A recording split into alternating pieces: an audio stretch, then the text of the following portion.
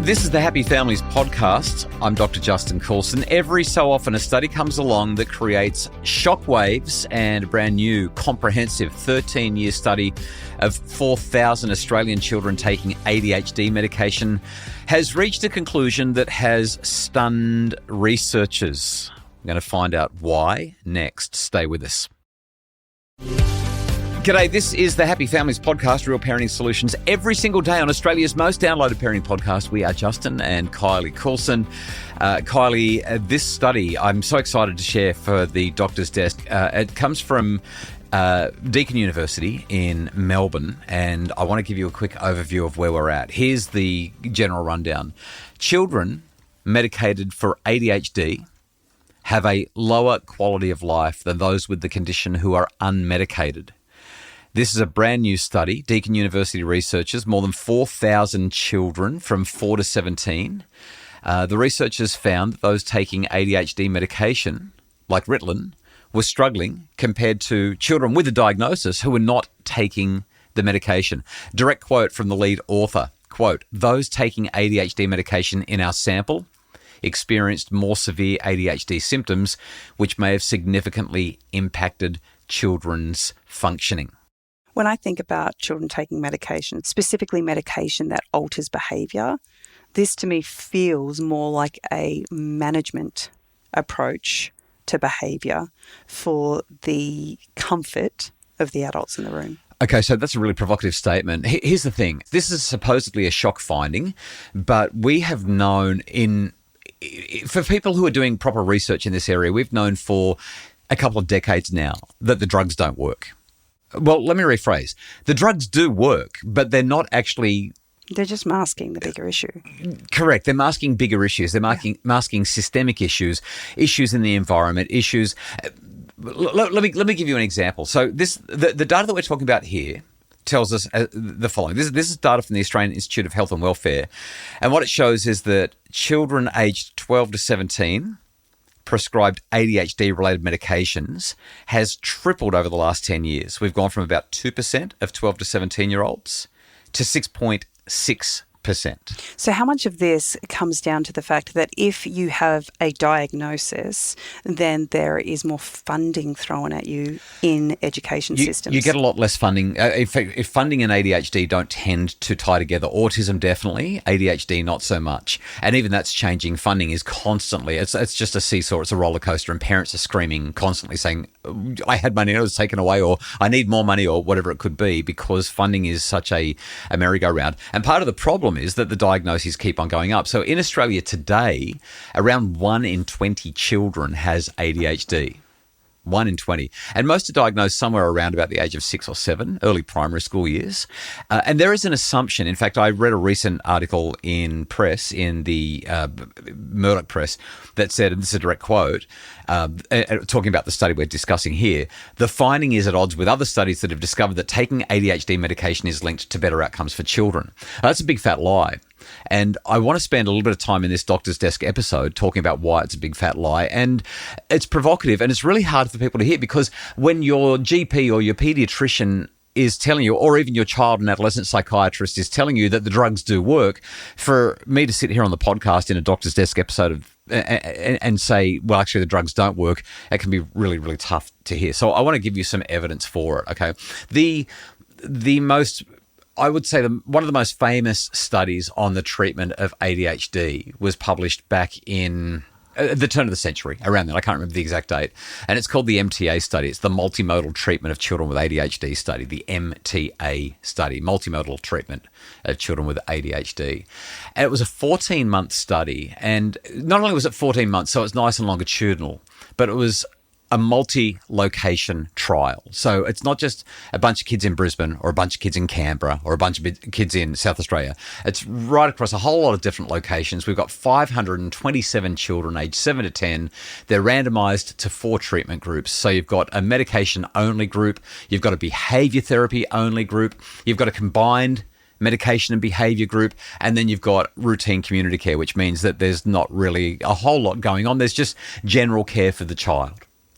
And what the authors found after 14 months of treatment was that there was more reduction of ADHD symptoms in the medication-only group and in the combined medication and behaviour therapy groups than the behavioural therapy only, which obviously, as you would expect in a study like this, did better than the routine community care group. Essentially, they were a control group. But if you do a much more careful reading of this, and I'm sorry to geek out, this is why you fall asleep in Doctor's Desk episodes, but this is what is so important about these episodes. A more detailed reading showed that there were some genuine problems with the conclusion that the group reached and that the peer-reviewed paper brought. As an example, 2/3 of the routine community care group were also prescribed stimulants. They were also given drugs. They were just part of the community care. And so the control group wasn't a true control group. They were receiving care from a GP or from whoever the parents could get help from. And 2/3 of them ended up getting drugs during the trial anyway. But they had the poorest outcomes of all. Also, the behavioural treatment group, so they definitely didn't have any drugs, that consisted of an intensive 6-week course, and that could be completed at any time during the 14 months. So by the time of the 14-month evaluation, some of the families receiving that behavioural therapy intervention, they'd completed it maybe 9 months, 10 months before the final assessments, and others had only just done it.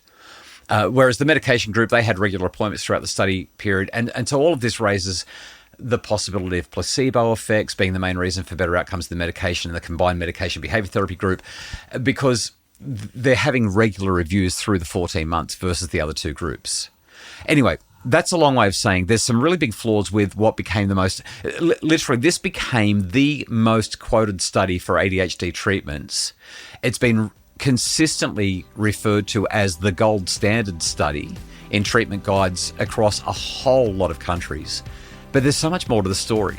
And after the break, I'm going to tell you what the clangor is here and why this shock finding here in Australia with our 7,000 ADHD kids is not such a shock at all. Stay with us.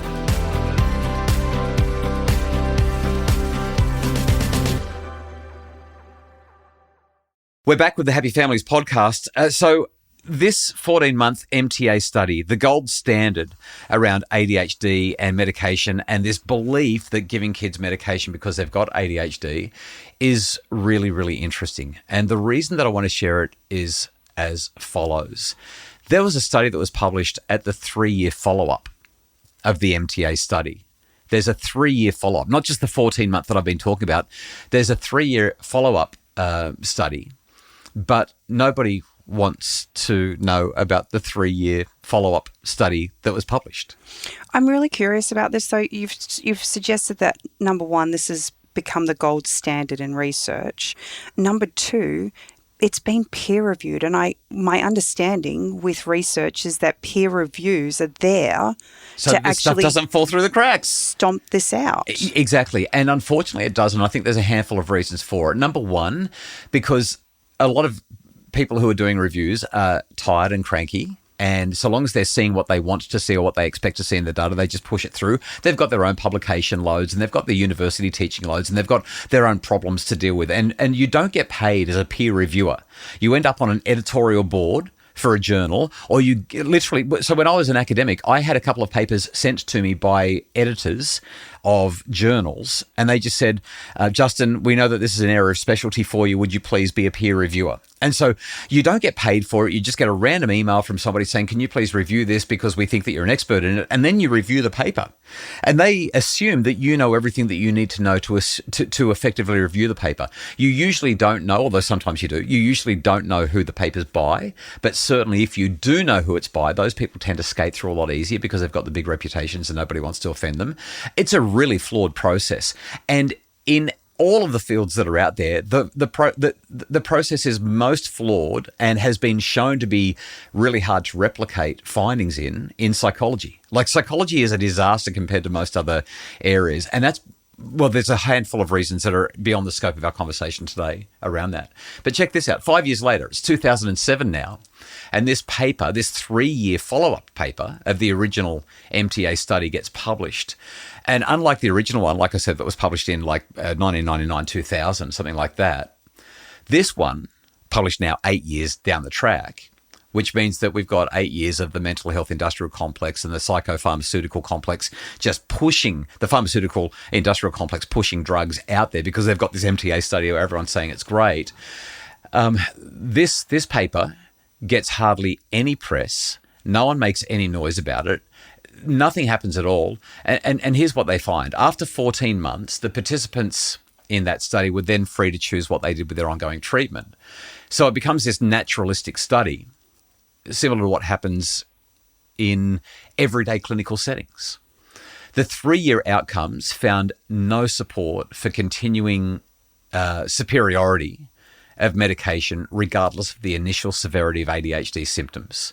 And on top of that, those who were on continuous medication during the 3 years were more likely to experience a deterioration in ADHD symptoms. They had higher rates of delinquency, and they were 4 centimeters shorter. They were literally significantly shorter and lighter by 3 kilos than those who didn't take medication.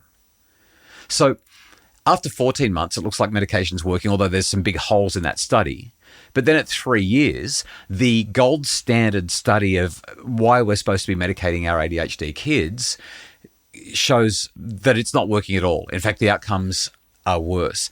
Those who continued to take it for treatment of ADHD were not doing any better.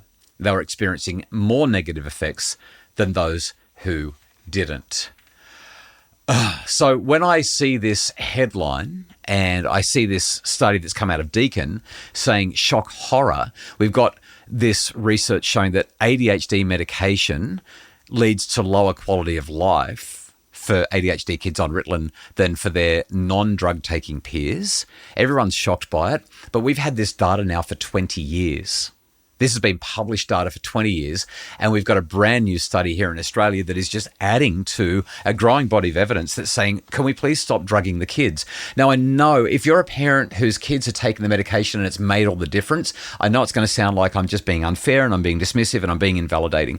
That's not what I'm getting at here. What I'm getting at is that the pharmaceutical companies, Big Pharma, and the mental health industrial complex have bought shoddy science, probably paid for shoddy science realistically, and it's affecting our kids. Now we've got a brand new Australian study that is drawing a line in the sand and saying, we've got the data, 4,000 Australian kids, and the ones who are taking the medication are the ones that are worst off. Now it could be, some people would argue, well, no, actually it's the ones who are worse off who are taking the medication. But that's not what study after study and now starting to point to. Here's the take-home message. Don't pull your kids off the drugs just because you've listened to this podcast. But start to read more. Go and look up what's going on with this MTA study and the 3-year follow-up. I'll publish the links to these studies in the show notes. Have a close look at it. Talk to your pediatrician. Talk to your child and adolescent psychologist or psychiatrist. Talk to your GP and figure out if there are other ways that we can do this, because your child doesn't have a problem.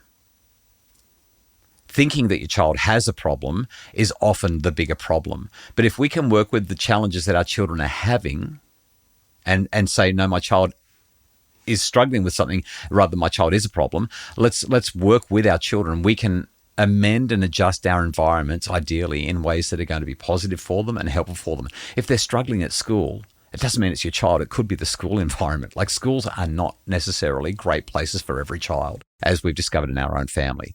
Kylie, you've been really quiet. I've had a lot to say. I've been geeking out on the science. I appreciate that your eyes are still open and that you're still awake. Is there anything that pops into your head as we wrap up this pod that you want to raise? I think for me, the standout is just reiterating your child is not the problem. They really aren't. And one of the main reasons we pulled our daughter out of school was because she was seen as a problem. And the change that we saw in her when she came home to a safe environment that she felt comfortable in, it's chalk and cheese. Predictability, consistency, and calm plays such a huge part in our children being able to navigate this world. Okay, heavy conversation. Thanks for listening. Hopefully, here's the thing. We're not trying to change your mind. We're not trying to convince you that everything that you've been doing and everything you've been told is wrong.